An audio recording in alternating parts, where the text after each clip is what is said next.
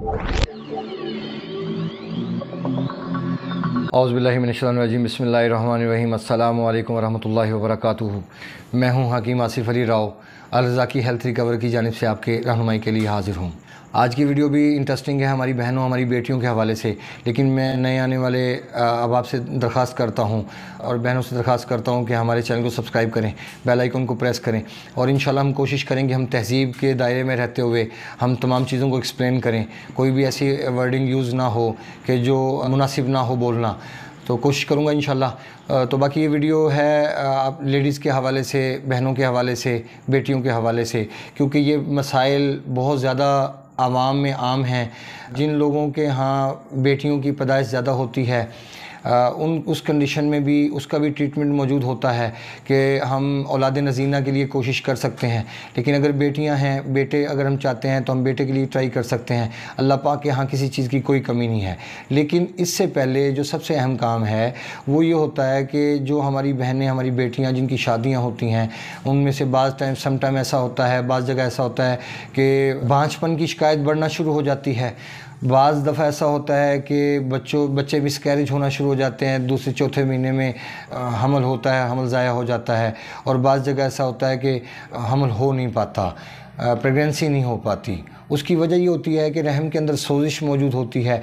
और जिस तरह अल्लाह पाक ने इंसान के जिस्म के अंदर सिस्टम बनाए हैं, जिस तरह इंसान का अज़ायत नस्ल का सिस्टम है, इसी तरह औरत का वंजाइना, औरत का जो सिस्टम है अल्लाह पाक ने ये भी सेम उसी तरह तरतीब दिया है। लेकिन मर्द और औरत में ये फ़र्क है कि फ़ीमेल और मेल दोनों अगर मिलते हैं तो फिर औलाद पैदा होती है। तो अगर जानना चाहते हैं, सबसे पहले ये समझें कि पेन होने की वजह क्या बनती है। पेन होने की वजह जब पीरियड्स आते हैं, जब मंथली पीरियड्स आते हैं, उसमें जब पेन होने की जो वजह बनती है वो बनती है आपकी खुराक, खून के अंदर मुसलसल खटास का इजाफ़ा होना। क्योंकि हमारी जो बेटियां, हमारी जो बहनें हैं जिनको मेंसेस की प्रॉब्लम रहती है और पहले शदीद किस्म की पेन स्टार्ट होती है और वो कमर से होती हुई और टांगों तक जाती है, या फिर सम टाइम ऐसा होता है कि पेड़ों के अंदर जो हमारे पेट का बेली बटन से नीचे वाला हिस्सा है, हमारे मसाने वाला हिस्सा, इसके ऊपर शदीद किस्म की पेन शुरू हो जाती है। और बाज़ जगह पे ऐसा होता है कि सर में दर्द होना शुरू हो जाता है। जितने दिन वो पीरियड्स का दौरानिया रहेगा, सर में शदीद किस्म का दर्द रहेगा। तो ये सारी की सारी चीज़ें जितनी भी मैंने आपके सामने एक्सप्लेन की, इनका ताल्लुक़ इंसान के मस्कुलर सिस्टम के साथ है और इसके बिगाड़ की वजह बनती है हमारी खुराक, जिसमें फ़ास्ट फूड से लेके कोल्ड ड्रिंक्स तक शामिल हैं, जिसमें बड़े का गोश्त शामिल कर लें, मछली शामिल कर लें या चटपटे खाने शामिल कर लें, जिसमें टमाटर, लहसुन का, प्याज का ज़्यादा इस्तेमाल हो। और इसके अलावा आलू वगैरह, चावल, ये तो लड़कियों की और हमारी बहनों की, बेटियों की पसंदीदा खुराक है। चावल, राइस, इसमें चाहे बिरयानी की फॉर्म हो, चाहे वो पुलाव की फॉर्म हो, ये दोनों की दोनों ऐसी कंडीशन में अगर किसी हमारी बेटी, हमारी बहन को तकलीफ़ मौजूद है ऐसी, तो याद रखें कि ऐसी कैफियत के अंदर ऐसी चीज़ का इस्तेमाल नुकसानदेह साबित होगा।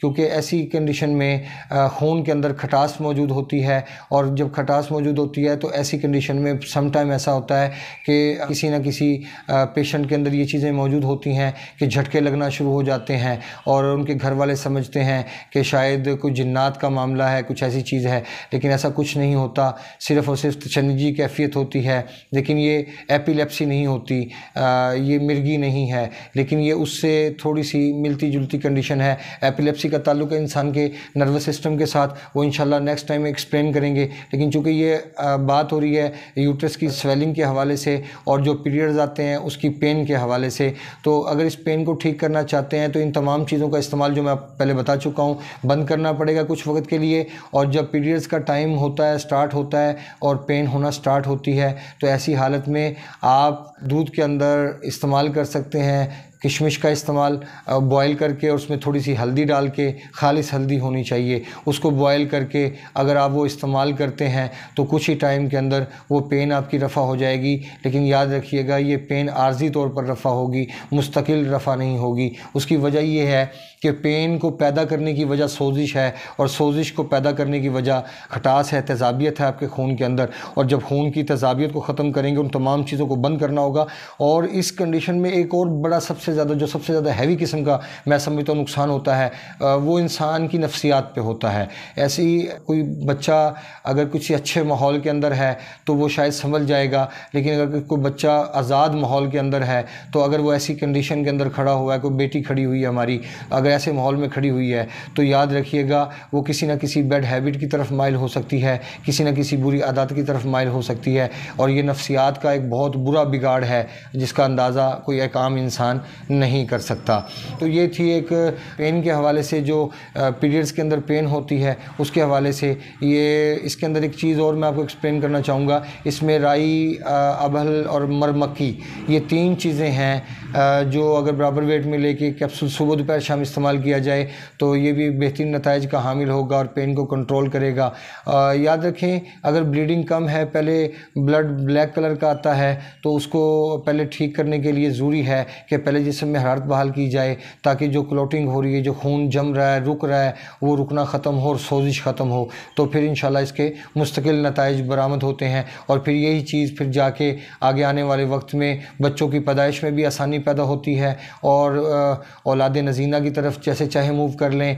अगर आप चाहते हैं कि मिस कैरेज ना हो, अगर आप चाहते हैं कि इस किस्म के मामला आपको दरपेश ना हो, इस किस्म के मसाइल आपको दरपेश ना हो, तो फिर आपको यकीनन अपनी सेहत का ख्याल रखना चाहिए। मिलते हैं इंशाल्लाह मज़ीद इन्फॉर्मेटिव वीडियो के साथ। अपने दोस्त साहब का ख्याल रखें। वामा अलैना इल्ला अल मुबीन। अस्सलामु अलैकुम व रहमतुल्लाहि व बरकातुहू।